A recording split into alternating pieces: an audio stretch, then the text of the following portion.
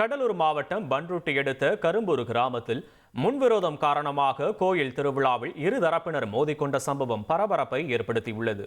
கூடுதல் விவரங்களை செய்தியாளர் பழனிவேல் வழங்க கேட்போம். பழனிவேல், வணக்கம். என்ன நடந்துச்சுன்னு விவரிங்க பழனிவேல். வணக்கம். பன்ருட்டி அருகே உள்ள கரும்பூர் பஞ்சாயத்துக்கு உட்பட்ட பகுதியில் இரு தரப்பினருக்கு பொதுவான பாலமுருகன் கோயில் உள்ளது.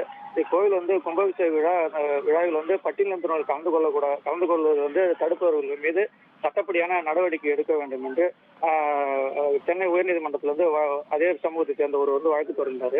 இந்த வழக்கின் அடிப்படையில் போலீஸ் பாதுகாப்பு கோயில் கும்பாபிஷேக விழா கடந்த 28ஆம் தேதி காலையில் நடைபெற்றது.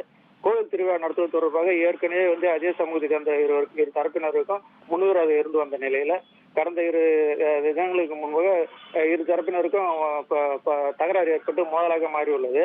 இதில் இன்று போலீசார் முரளிதரன் தரப்பை சேர்ந்த நாகப்பா, ஐயனார் ஆகிய இருவரை போலீசார் பிடித்து காவல் நிலையத்துக்கு அழைத்து வந்துள்ளனர்.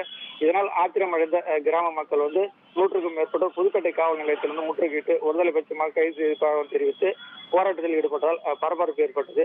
தொடர்ந்து போலீசார் பேச்சுவார்த்தையில் ஈடுபட்டு வருகின்றனர். விவரங்களுக்கு நன்றி பழனிவேல். ட்ரெண்ட ஃப்ரெண்ட் ஆக்கிக்கோங்க. தந்தி டிவியின் சப்ஸ்கிரைபர்ஸ் அண்ட் ஃபாலோவர்ஸ் குடும்பத்துல நீங்களும் இணையுங்க.